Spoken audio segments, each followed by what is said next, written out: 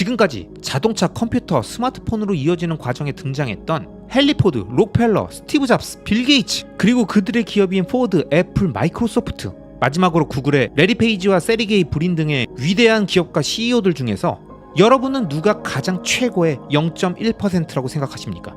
혹시 그럼 이 모든 사람들과 모든 기업들을 합친 포텐과 비즈니스 전략을 실행하는 CEO와 기업이 있다면 그 기업의 미래는 어떻게 될 거라고 생각하십니까? 인류 문명의 발전 과정은 모두가 안 된다고 욕하고 비난하는 가운데 혁신과도 같은 발명을 통해서 세상을 바꿀 제품과 서비스를 창조한 0.1%의 창의적인 천재와 그 0.1%의 천재를 초기에 알아보고 그의 방향성에 자신의 자본과 에너지를 태운 0.9%의 직관과 통찰력을 갖춘 인간이 함께 만든 역사입니다. 이들이 만들고 발전시킨 우리가 살고 있는 문명 발전의 순간순간을 그 1%들과 그들이 만든 비즈니스들의 전략적 관점에서 함께 살펴보면 굉장히 재미있는 특징들을 발견할 수 있습니다. 먼저 1900년대 초반 0.1%의 천재인 헨리 포드가 변속기와 악셀레이터가 붙어있는 근대적 개념의 자동차를 만들었을 때 수많은 사람들이 기차와 비교하면서 향후 촉발될 폭발적인 기술 발전과 대량 양산 체제 구축이 가지고 올 미래 변화의 트렌드를 읽지 못하고 그 당시 자동차의 단점만 지적하는 근시안적인 행태를 보였지만 그 산업의 미래 가능성을 정확히 읽어내고 빠르게 자동차가 지나가는 미국 전역의 모든 도로에 자동차의 동력원인 기름을 주유할 수 있는 주유소 인프라를 만들고 정유회사의 지분을 늘려간 0.9%의 직관과 통찰력을 갖춘 인간인 록펠러는 헨리 포드와 함께 새로운 세상을 만들었고 엄청난 비즈니스의 확장을 이뤄냈습니다. 즉, 혁신적인 제품을 개발해서 세상에 내놓은 헨리 포드와 그 제품이 확산되고 사용될 인프라를 구축한 록펠러는 시대의 천재들인 거죠. 그리고 1980년대 역시 비슷한 천재들이 등장합니다. 강당만한 크기의 거대한 컴퓨터라는 존재를 반도체의 개발과 함께 책상 위에 올려놓을 수 있는 개인용 컴퓨터의 발명으로 연결한 애플의 스티브 잡스와 워지니악이 컴퓨터의 시대를 열었다면 그 당시 폐쇄적이었던 애플 전용 OS인 맥OS를 자신들만 사용하면서 다른 브랜드들에겐 허용되지 않았던 틈을 노려서 그 외의 모든 컴퓨터 브랜드들이 사용할 수 있는 윈도우 OS를 개발해서 애플과 대립각을 세우며 마이크로소프트의 폭발적인 성장을 이끌고 전세계 1위 부자로 등극했던 빌 게이츠 역시 애플의 스티브 잡스, 워지니악과 함께 앞서 얘기했던 1900년대 초반의 헨리 포드, 록펠러에 비견될 수 있는 천재이자 위대한 사업가들입니다. 다만 여기서 1900년대의 자동차의 발명과 인프라 구축 단계에서는 헨리 포드는 자동차 개발 판매, 록펠러는 주유소 인프라 구축이라는 각자 명확히 구분된 사업 영역을 갖고 성장했다면 1980년대부터 시작됐던 개인용 컴퓨터의 발명과 보급 단계에서는 하드웨어인 컴퓨터 자체뿐만 아니라 컴퓨터가 작동될 수 있도록 지원하는 운용체제이자 일종의 인프라라고 볼 수 있는 소프트웨어인 OS를 애플이라는 한 회사가 모두 개발해서 폐쇄적으로 보급했다면 이에 대항한 반 애플 진영의 OS를 공급한 마이크로소프트라는 회사가 과거 록펠러와 같이 엄청난 부를 얻으면서 비즈니스를 확장했다는 점입니다. 즉, 제품의 하드웨어와 기반 인프라에 해당되는 소프트웨어를 모두 확보하고 자신만의 생태계를 구축하려고 했던 애플과 개방형 생태계를 추구하며 모든 PC 제조사들에게 자신의 소프트웨어를 판매한 마이크로소프트가 서로 대립하며 성장한 것입니다. 그리고 시간이 더 흘러 또다시 스티브 잡스가 이끄는 애플에서 책상 위에 올려놨던 컴퓨터를 다시 손바닥 위에 올려놓는 혁명으로 이끈 스마트폰을 개발하면서 또다시 세상을 변화시켰습니다.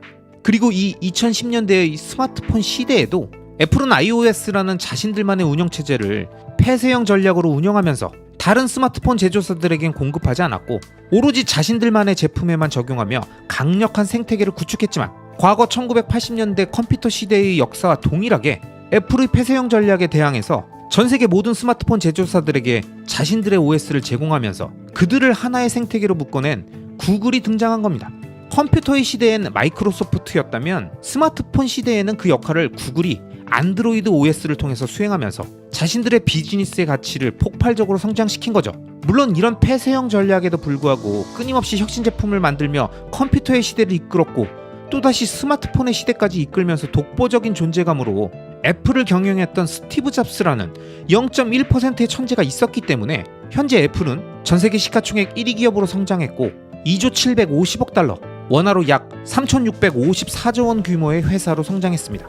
자, 그럼 정리해보면 1900년대 자동차 시대를 이끌었던 헨리 포드와 록펠러는 제품과 인프라 구축이라는 각자의 영역을 확장하며 성장했고, 1980년대 컴퓨터의 시대를 이끌었던 스티브 잡스와 빌 게이츠는 제품의 하드웨어뿐만 아니라 제품의 확장성과 활용성의 핵심인 OS라는 소프트웨어 비즈니스를 두고 서로 치열하게 경쟁하며 성장했으며, 시간이 지나 2010년대 스마트폰의 시대가 되었어도 애플과 마이크로소프트가 아닌 애플과 구글이라는 경쟁 관계만 바뀐 채 동일하게 제품과 서비스의 핵심인 소프트웨어 경쟁력, OS 경쟁의 구도가 유지되면서 현재까지도 그 양강 구도가 이어지고 있는 겁니다. 그럼 이 120년이 넘는 역사의 흐름 속에서 우리가 확인할 수 있는 혁신 비즈니스의 특징을 크게 4가지로 정리해보겠습니다. 첫째, 인류 문명의 발전을 이끈 핵심 발명과 비즈니스의 성장에는 0.1%에 해당되는 천재 퍼스트 무버와 0.9%의 통찰력 있는 패스트 팔로워들이 존재했다. 둘째, 그들은 단순히 제품만이 아니라 그 제품의 확장성을 고려한 인프라 구축, 그리고 하드웨어뿐만 아니라 소프트웨어의 경쟁력이 궁극적인 사업의 핵심이라는 사실을 인지하고 이것들을 지키기 위해 자신들만의 전략을 끊임없이 구축해왔다. 셋째, 이런 역사가 말해주는 결론은 혁신적인 제품을 만드는 자가 시장을 선도하고 인프라나 OS를 확보한 자가 전 세계에서 가장 큰 부를 축적한다는 것이다. 그리고 마지막 4번째, 이건 제품의 종류와 상관없이 인류가 사용하는 모든 제품과 서비스에 적용될 수 있으며, 특히 그 당시의 최첨단 제품이라면 더더욱 이 법칙에 영향을 받는다. 이렇게 4가지로 정리할 수 있을 것 같습니다. 자, 그러면 지금까지 자동차, 컴퓨터, 스마트폰으로 이어지는 과정에 등장했던 헨리 포드, 록펠러, 스티브 잡스, 빌 게이츠, 그리고 그들의 기업인 포드, 애플, 마이크로소프트, 마지막으로 구글의 레리 페이지와 세리게이 브린 등의 위대한 기업가 CEO들 중에서 여러분은 누가 가장 최고의 0.1%라고 생각하십니까? 아마 이건 구독자님들의 기준에 따라서 조금씩 의견이 갈리실 텐데요. 혹시 그럼 이 모든 사람들과 모든 기업들을 합친 포텐과 비즈니스 전략을 실행하는 CEO와 기업이 있다면 그 기업의 미래는 어떻게 될 거라고 생각하십니까? 저는 개인적으로 테슬라와 일론 머스크가 바로 그런 기업과 천재 CEO라고 생각합니다. 테슬라는 1900년대 근대적 개념의 자동차가 처음 등장했을 때 그 당시 사람들이 기차와 비교하면서 자동차는 느리고 비싸고 몇 명 못하는 멍청한 발명품이라고 헨리 포드를 욕하고 비아냥거렸던 것처럼 2010년 당시 일론 머스크가 CNN에 출연해서 전기차의 대중화를 만들겠다고 얘기할 때 수많은 사람들이 말도 안 되는 사기고 망상에 쩔어있는 잡념이라고 폄하했었습니다. 하지만 시간이 지나서 2023년이 되면 전 세계 자동차 모델 중 내연기관을 모두 포함해서도 가장 많이 팔린 차가 테슬라의 모델 Y가 되는 놀라운 일이 벌어지게 되었죠. 이처럼 일론 머스크와 테슬라는 현재 시대를 선도하는 전기차, 자율주행카라는 혁신 비즈니스를 이끄는 퍼스트 무버입니다. 또한 과거 자동차 시대에 제품과 인프라 구축을 헨리 포드와 록펠러가 나눠서 진행하면서 비즈니스를 확장했다면, 테슬라는 현재 전기자동차 시장의 트렌드를 선도하고 매년 인도량 성장률이 폭발적으로 증가하는 제조사이면서 스스로 충전 인프라인 슈퍼차저를 전 세계에 5만 5천여 곳이 넘게 구축하고 있는 글로벌 전기차 인프라 구축 회사입니다. 즉, 헨리 포드와 록펠러를 합쳐놓은 미친 조합을 120년이 지난 지금 테슬라라는 기업이 혼자 만들고 있다는 거예요.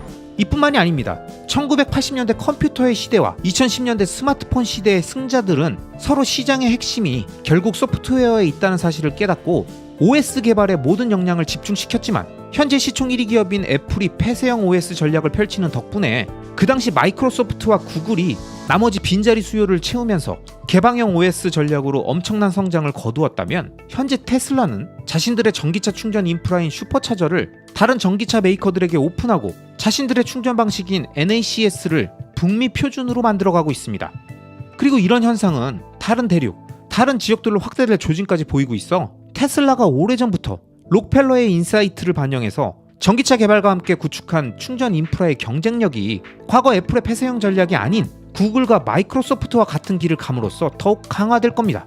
또한 이런 테슬라의 개방형 전략은 현재 전 세계 전기차 메이커들 중에선 거의 유일하게 AI 기반으로 만들고 있는 자율주행 소프트웨어인 FSD에도 적용될 가능성이 높습니다. 현재 테슬라는 전 세계에 팔린 수많은 테슬라 차량들이 보내온 수십억 개의 실제 도로주행 데이터를 바탕으로 AI가 각 상황에 맞게 스스로 학습하는 구조, 즉 챗GPT가 거대 언어 모델 AI를 통해서 수많은 사람들의 텍스트 정보를 스스로 학습해서 질문에 답하고 대화하듯 그때그때 운전 환경에 맞는 답을 AI가 스스로 도출해내는 구조로까지 이번 FSD 12 버전을 통해서 진화했기 때문에 이 자율주행 소프트웨어 시장에 진입하는 후발주자들에겐 마치 현재 스마트폰의 OS처럼 도저히 처음부터 스스로 개발할 엄두가 안 나는 엄청나게 높은 진입장벽이 만들어진 겁니다. 그럼 이 상황에서 테슬라에겐 애플과 같이 폐쇄형 전략을 쓰면서 자신들만의 생태계를 만들어갈 것인가? 아님 구글의 안드로이드 OS 전략과 동일한 방식으로 다른 레거시 자동차들을 자신들의 자율주행 OS의 파트너로 흡수할 것이냐? 이 두 가지 선택지가 있는데 일론이 올해 6월 중국에서 열린 세계 인공지능 대회의 개막식 축사를 통해서 테슬라의 자율주행 기술을 다른 업체들에게 공유하는 것에 관심이 있다고 밝혔듯이 이게 바로 전기차 시대를 넘어 자율주행카 시대로 넘어가려고 하는 현 시점에 단순한 전기차 제조사와 충전 인프라 구축 회사를 넘어서 모든 차량에 사용될 자율주행 OS를 보유한 AI 기업으로 진화해서 역사상 본 적 없는 가장 폭발적인 비즈니스의 확장을 일으키려는 일론 머스크라는 0.01%의 천재의 전략적 포석이라고 생각합니다. 결국 일론이 그리는 테슬라라는 기업은 과거 22년 3분기 실적 발표 이후의 Q&A에서 테슬라는 애플과 세계 최대 정유회사인 아람코의 시청을 모두 합친 것보다 더 거대한 회사가 될 것이다 라고 말한 데는 다 이유가 있다는 것을 알 수 있을 겁니다.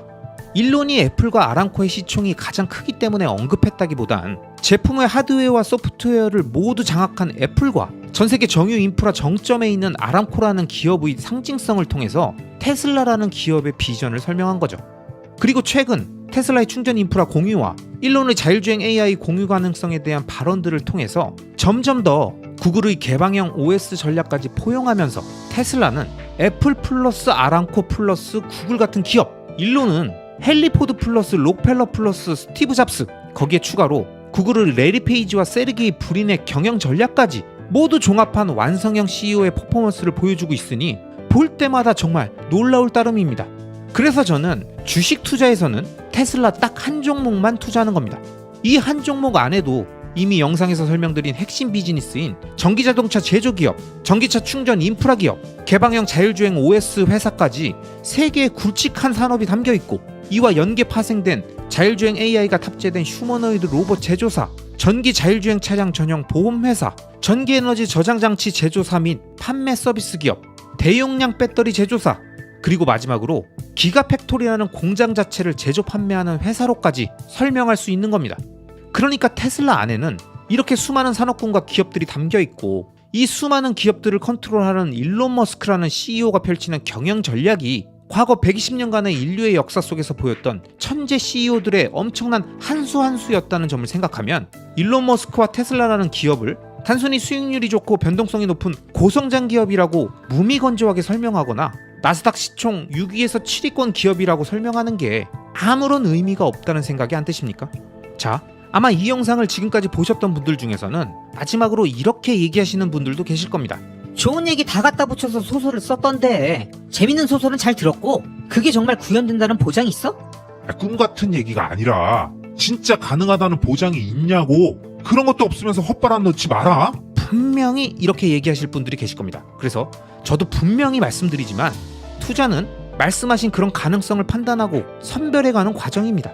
그 과정을 그 누군가에게 돌리려고 하지 마시고요. 이 영상에서 언급된 내용들을 바탕으로 스스로 생각해 보시기 바랍니다. 만약 언급된 내용 모두가 다 망상이라고 느껴지면 테슬라와 일론 머스크라는 존재를 머릿속에서 지우고 본인이 생각하는 장기적 우상향 구조를 찾으면 됩니다. 단, 만약 일론 머스크와 테슬라의 가능성을 보셨다면 머릿속으로 동의가 되고 충분히 검토해 볼 만하다는 생각이 스스로의 판단 속에서 정리가 되셨다면 그렇다면 그 장기적 우상향 구조를 가볍게 여기고 사팔사팔하면서 구간을 잘라먹겠다는 생각을 버리고 제가 말씀드린 장기 투자적 관점으로 긴 시간을 두고 하나씩 구현될 테슬라가 그리는 미래를 함께 바라보면서 동업자 마인드를 갖고 투자해 가시면 어떨까요? 이게 제가 생각하는 서울부동산과 비트코인이 아닌 주식을 투자적으로 접근하는 방식이며 주식 투자가 의미 있다고 생각하는 유일한 이유입니다.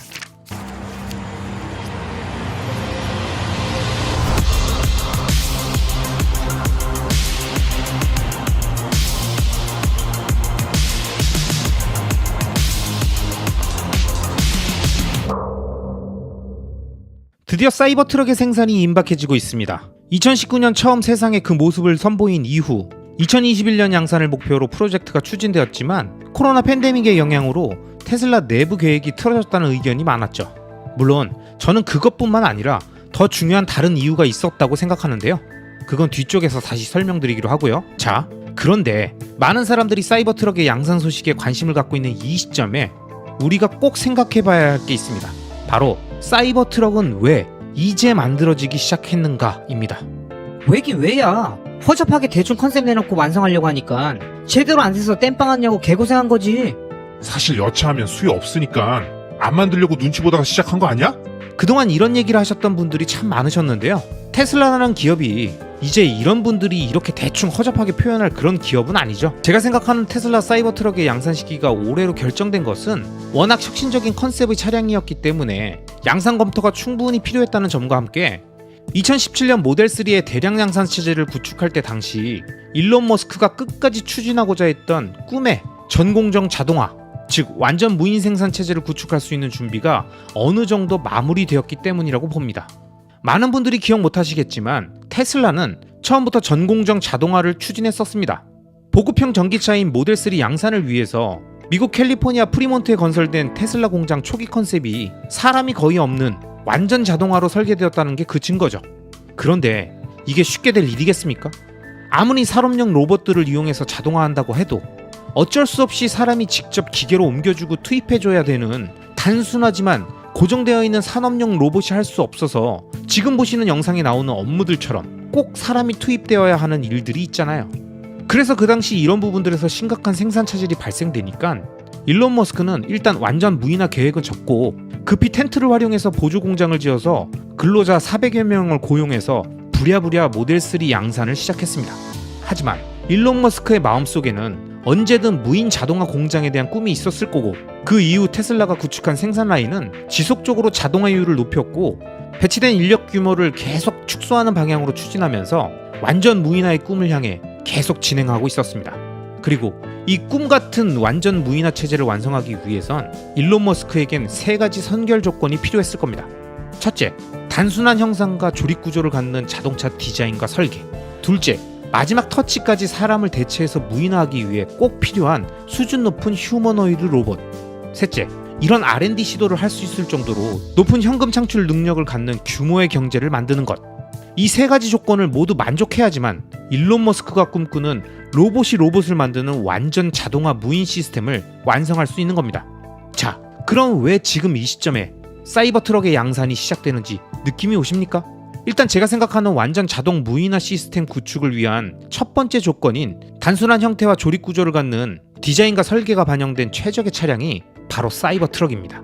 즉, 사이버 트럭의 디자인과 설계 과정 전반엔 이미 일론 머스크의 이런 의도가 깔려 있을지 모르고 어쩌면 사이버 트럭을 통해 그 가능성을 테스트해보는 것일지도 모릅니다. 실제로 처음 사이버 트럭이 공개되었던 2019년에는 독특한 외관 디자인으로 인해서 미래에서 온 차량이라는 반응과 괴기스럽다라는 평가 등 외형에 대한 관심이 주를 이루었다면, 시간이 지날수록 그 형상 디자인이 만들어질 수밖에 없었던 이유들이 하나씩 회자되기 시작했죠. 스페이스X 로켓에 사용했던 스테인리스 강철 합금을 사용해서 단단한 판재를 프레스를 통해서 종이 접기 하듯이 외골격을 형성하고 하부 스케이트보드 플랫폼과 결합하면 끝나는 가장 효율적인 제조 공정에 특화된 디자인을 만들고, 후공정 중에서 가장 오랜 시간과 수율이 떨어지는 도색 공정까지 스테인리스 합금이 도색이 안 된다는 특징 덕에 자연스럽게 삭제함으로써 빠르게 튼튼하면서 전혀 새로운 미래형 차량의 모습을 만들어낸 건 많은 분들이 잘 알고 계실 겁니다. 이런 사이버 트럭의 특징이 어쩌면 일론 머스크가 꿈꾸는 완전 자동화 무인 시스템 구축을 위한 큰 그림이 포함된 한 수가 아니었을까 저는 생각합니다. 그럼 둘째로, 설령 사이버 트럭처럼 공정 효율이 최적화된 디자인 차량이 개발되었다 하더라도 휴머노이드 로봇까지 생산 공정에 투입되면서 완전 자동화된 무인 공장이 가능할 것일지 의문이 드는 분들이 많으실 겁니다.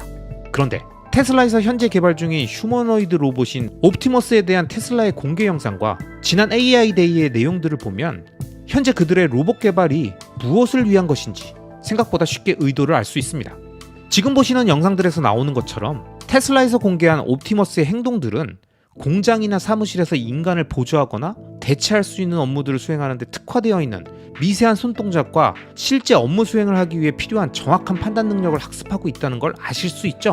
마치 사람처럼 정교한 물건을 들기 위해 가장 편한 위치를 잡고 미세하게 도구를 다루는 모습은 실제 공장의 제조 과정에 투입되어서 현재 사람들이 진행하고 있는 단순 업무들을 충분히 대체할 수 있을 거로 보입니다. 실제로 지금 보시는 화면은 스캇 월터라는 로봇 과학자가 한 유튜브 채널에 나와서 현재 테슬라의 옵티머스가 테슬라의 차량 제조 공정에 투입되고 있을 가능성을 다양한 테슬라 공장 내에서 인간이 수행하고 있는 단순 이동 및 자재 공급 업무를 옵티머스의 공개된 기술력만으로도 충분히 수행할 수 있다는 점을 설명하고 있는 내용입니다. 스캇 월터는 자신이 제작한 이 시뮬레이션을 통해서 옵티머스가 공장 내에서 수행 가능한 업무들을 보여주며 이런 자신의 주장을 뒷받침하고 있는데요. 물론 아직 테슬라에서 공식적으로 설명한 적이 없기 때문에 이 진위는 알 수 없는 내용이지만 테슬라 공식 유튜브 채널에서 계속 선보이고 있는 옵티머스 관련 영상들이나 현재 자동화되어 있는 테슬라 공장 내 여러 산업용 로봇들의 발전 현황들을 보면 왜 테슬라가 인간형 로봇을 만들고 있고 그 로봇에 테슬라 차량들이 FSD로 학습된 AI를 탑재하고 있는지, 그리고 그들은 이 로봇이 완성되면 제일 먼저 어떤 업무를 시킬 것인지에 대해서 우리 모두 쉽게 알 수가 있습니다. 그렇기 때문에 사이버트럭이 이제 막 양산을 시작한 이유가 유의미한 완성도로 올라온 FSD 기술과 이 기술을 테슬라의 차량들처럼 두뇌로 활용하고 있는 인간형 로봇인 옵티머스의 개발이 어느 정도 가시화된 현 시점에 시작되는 건 아닐까요? 실제 FSD 개발 과정에서 보면 알 수 있듯이 판매된 테슬라 차량들을 통해서 실제 운행 데이터가 계속 쌓이면서 딥러닝 되며 그 완성도가 점점 올라가듯이 옵티머스에 탑재된 AI 역시 FSD처럼 AI의 완성도를 올리기 위해선 계속 업무 수행 데이터를 지금 이 순간에도 어디선가 쌓고 있어야 되는 거 아니겠습니까? 그럼 아직 대중들에게 판매되지 않은 옵티머스의 실제 업무 수행 데이터는 어디서 쌓고 있을까요? 어디서 일을 시키고 학습시키고 계속 데이터를 쌓으면서 AI를 발전시키고 있냐는 겁니다. 그리고 그렇게 쌓인 데이터를 바탕으로 본격적으로 생산 현장에 투입해서 인간이 하기 어렵거나 위험한 용접이나 산업용 로봇 인근에 접근하는 작업 또는 야간 생산 라인 등에 투입된다면 어떤 차량 라인이 가장 적합하다고 여러분은 생각하십니까? 사이버 트럭 아닐까요? 자, 마지막으로 세 번째, 테슬라는 현재 2017년 대량 양산 체제를 겨우 완성하고 죽을 고비를 넘겼던 그 시절 스타트업 같은 회사가 아닙니다. 매년 매출액과 영업이익이 빠르게 상승하면서 부채 비율이 급격히 낮아지고 있는 전형적인 우량주의 면모를 갖춰가고 있는 안정적인 경영 상태이기 때문에 사이버 트럭의 디자인과 구조적 장점을 옵티머스라는 FSD 기반의 AI를 탑재하고 인간의 단순 업무를 대체할 수 있는 로봇을 개발하고 있고, 재정적으로 안정된 현 시점이 일론 머스크가 꿈꾸던 완전 자동화 무인 시스템을 구축해서 공장이라는 가장 큰 프로덕트를 완성해 전 세계 주요 국가에 이 시스템이 적용된 기가 팩토리를 짓고 생산 단가를 폭발적으로 낮추고 코로나와 같은 팬데믹이 다시 오더라도 공장에 셧다운 없이 24시간 365일 가동이 가능한 꿈의 공장을 구축할 수 있는 거죠. 이런 0.001%의 천재 CEO가 이끄는 테슬라라는 기업을 단순히 전기자동차를 파는 회사 정도로 생각하고 완전 자율주행은 구현될 수 없는 사기고, 옵티머스는 주가 부양을 위한 쇼잉이고, 사이버 트럭은 단순히 미국 픽업 트럭 시장을 먹으려는 라인업 확장 정도로만 생각한다면 테슬라와 일론 머스크가 그리는 미래 청사진을 아직 다 보지 못하고 있는 걸지 모릅니다. 그리고 이렇게 새로운 과학기술의 발전과 이를 통해 인류의 발전을 도모하는 저를 가슴 떨리게 하는 테슬라라는 기업이 있다는 점이 제가 서울부동산과 비트코인과 함께 주식을 투자하는 이유이며, 이 기업을 오랫동안 장기적 관점을 갖고 지속적으로 매집해야 한다고 생각하는 이유입니다. 아시겠죠? Between SpaceX, Tesla, and a third company, SolarCity, I'm all in. Stay tuned for CNN.com. Elon, what do you think Tesla will look like in 5 years? This company has changed so much just in the past few years. Well, what I hope we're doing in 5 years is doing our mass market vehicle. And then that's really been the goal all along. From the beginning, my dream for Tesla has been to make mass market electric vehicles. And that's, we're about to do we've done step one of that with the Roadster, which is the high price, low volume. Now we're moving to Model S, mid price, mid volume. And then hopefully in 5 years, maybe 6 years, we're also producing the mass market electric vehicle. That's the ultimate dream for me, for Tesla. 앞서 보신 영상에서 테슬라의 일론 머스크가 CNN에 출연했던 2010년 당시 일론이 설명한 전기차의 대중화라는 말을 믿었던 사람은 거의 없었을 겁니다. 2010년이면 최초의 스마트폰이었던 아이폰이 출시된 지 2년밖에 안 지났었고 2008년 글로벌 금융위기도 끝난 지 몇 년 안 된 시점인데 새파랗게 젊은 사업가가 방송에 나와서 자신은 5년 내에 전기차의 대중화를 만들고 싶다고 얘기하면 그 누가 관심을 가졌겠습니까? 2010년 일론 머스크가 얘기했던 전기차의 대중화는 2016년 대량 양산 체제를 갖추고 출시된 모델 3의 등장과 함께 현실화되었습니다. 하지만 그때도 테슬라가 2023년에 어떤 미래를 만들지 상상할 수 있었던 사람들은 많지 않았겠죠? 그럼 또 7년이 지난 지금은 어떤 것 같습니까? 지금은 일론 머스크가 하는 말에 믿음이 갑니까? 아직도 많은 사람들은 일론이 뭐라고 하든 테슬라가 어떤 계획을 발표하든 믿지 않습니다.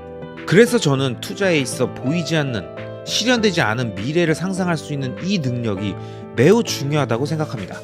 테슬라는 지금까지 총 3번의 마스터 플랜을 발표했고 2006년 발표했던 첫 번째 플랜에서 말했던 로드스터부터 시작해서 점점 더 저렴한 차량을 만들며 라인업을 넓혀가겠다는 계획은 이미 완성됐고 2016년 마스터 플랜 2에서 언급한 에너지 생산 저장과 자율주행카 사업의 비전은 솔라루프 사업과 FSD 베타를 통해 계속 기술이 발전하며 완성되어 가고 있습니다.